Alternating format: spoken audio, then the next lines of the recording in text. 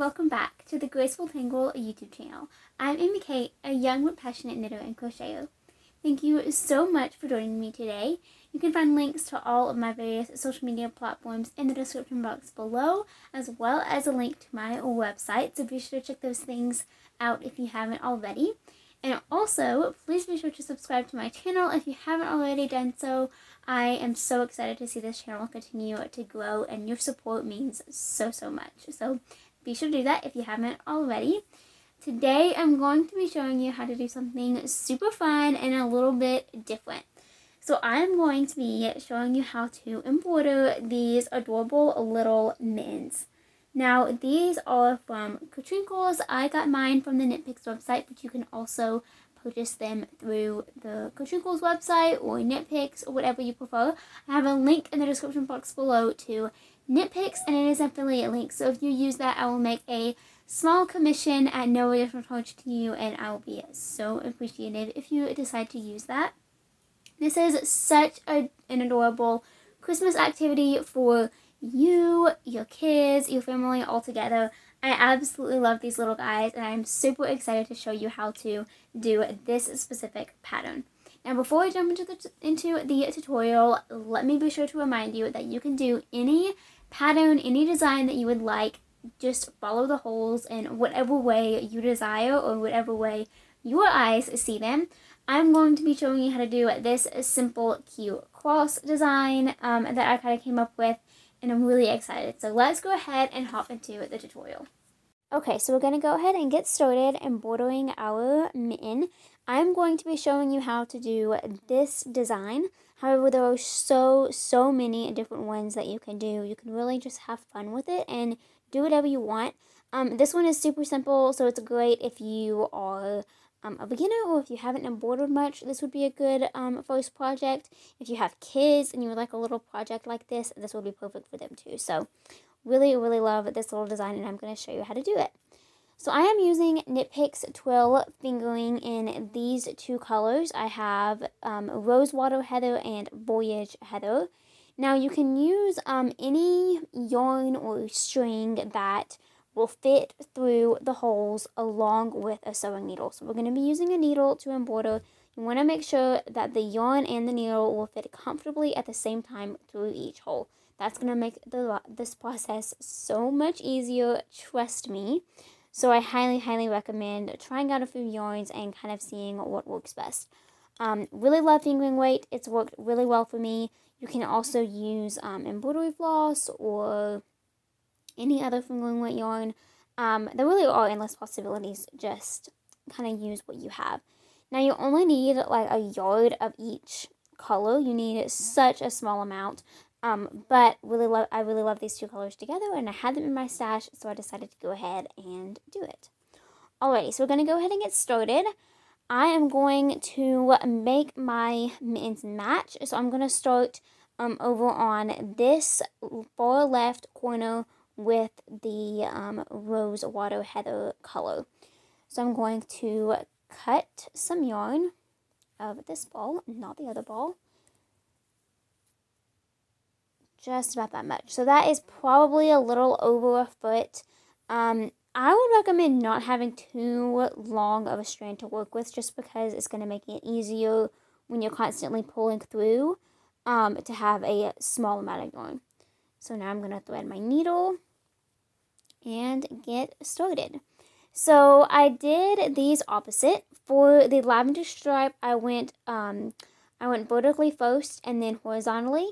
And then for the teal stripe, I went horizontally first and vertically second. Doesn't really matter. You can do them all the same if you like, but I kind of like the way it looked. So I'm going to do that same thing over on this other mitten. So again, I'm starting with the lavender in this far left corner, and I'm going to go under, or I guess vertical and then horizontal. So I'm going to start over here in this hole. Insert my needle into this bottom hole, pull through. Again, you want to leave a little bit of a tail like that so that you can weave it in the back later. And then we're going to go over directly on top of that, just like so. And then we're going to do horizontal. So over in this far right, and up and over that vertical stitch. Okay, so that is our first stitch. Now that is literally it. We're just going to repeat that for all of these holes. Now I'm going to skip this next set of 4 because I'm going to do a pattern. So I'm going to skip that. I'm going to go up into this hole again from the back. Oop, the bottom one first. Let's see, I'm looking through the camera and my hand as I do this. Well, there we go. Alrighty. Pulling up and over. Just like so.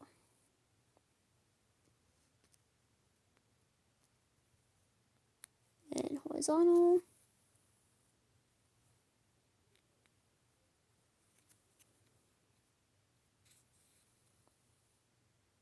And there we go. So we're just going to keep going all the way up, skipping one set of 4 in between each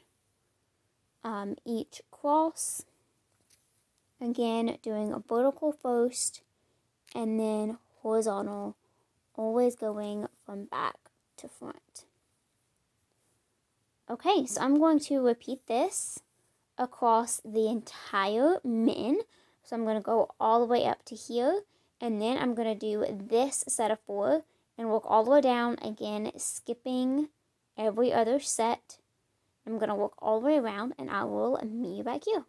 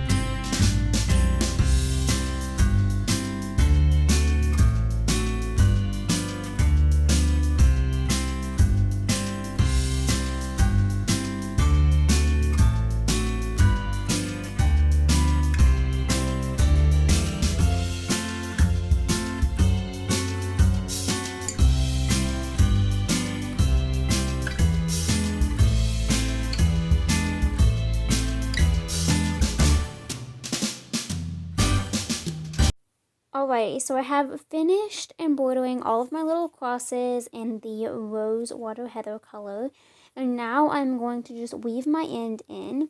Now I have such a tiny tail left. I was actually struggling to do the last couple of stitches because it is so small. Ideally you would leave a little bit longer of a tail, I suppose. But I am just going to weave in a couple of these stitches like this. I'm actually going to go down just like that. So I'm just going under the stitches on the back and then pulling that through to weave it in, just like so. And then I'm going to do the same thing over here. I'm going to thread my yarn tail back on. So this is where we first started. And I'm going to do the same thing. I'm going to weave in a couple of these stitches just like this. You don't have to worry too much. It really isn't going to come undone, but it's better to be safe than sorry. And this will prohibit any other, ends sticking out or anything like that in the future. So now that I have done that, I'm just going to trim the back of this. I like to keep it nice and neat as I'm working so that the ends don't get in the way and don't get tangled as I'm doing the second color. Alrighty, so there we go. There is our first color all done. It's already looking so cute. Now we're going to go ahead and do our second color. So again, this is Voyage Heather. I'm going to cut a little bit of a longer tail so that I don't end up in that little mess that I was in a second ago. And I'm going to thread this through my tapestry needle. And I'm going to start embroidering. So I'm going to do all of these empty spaces that I haven't done yet. I'm going to start over here in this far left corner again, just to keep it consistent, and I'm going to do the opposite. So for all of the Rosewater Heather crosses, I went vertical first and then horizontal. This time I'm going to go horizontal and then vertical. So just to spice things up a little bit. You don't have to do this. I kind of like how they're a little bit different, but they look the same at the same time. So I'm just going to go horizontal, like this. Again, be sure to leave a little bit of a tail. That should be good. And then we're going to go vertical. So into that bottom hole, if I can get my needle through it. There we go. This is a super simple project, and if you aren't doing it through the camera, it's even simpler, I promise. There we go. Okay, so now I'm going to repeat this all the way around. I'm going to go horizontal, like this. And then vertical. Alrighty, so I'm just going to do that all the way across my entire mitten, working in all of the holes that I have not yet worked in. Oh my goodness. And then I'll meet you back here when it's complete, and I will show you how to finish off our cute little mitten.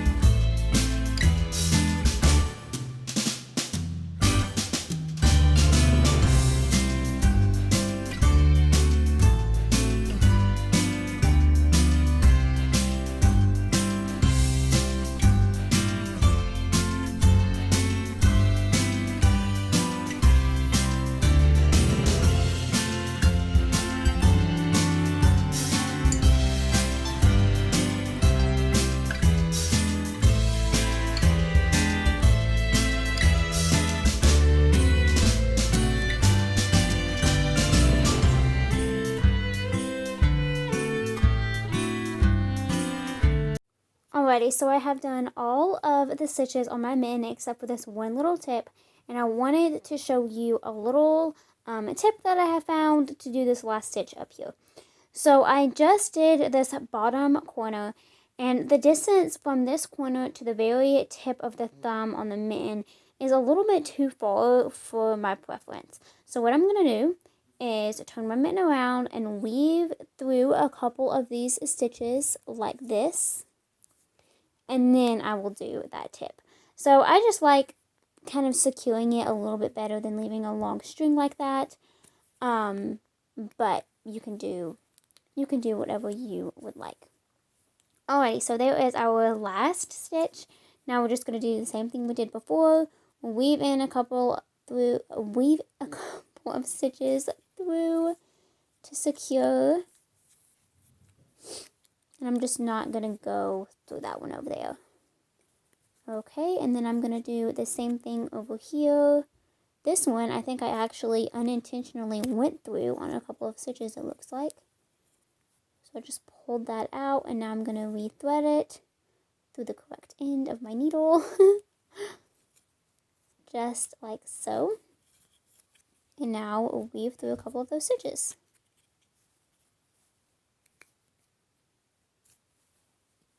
And now I will just trim that and And there we go.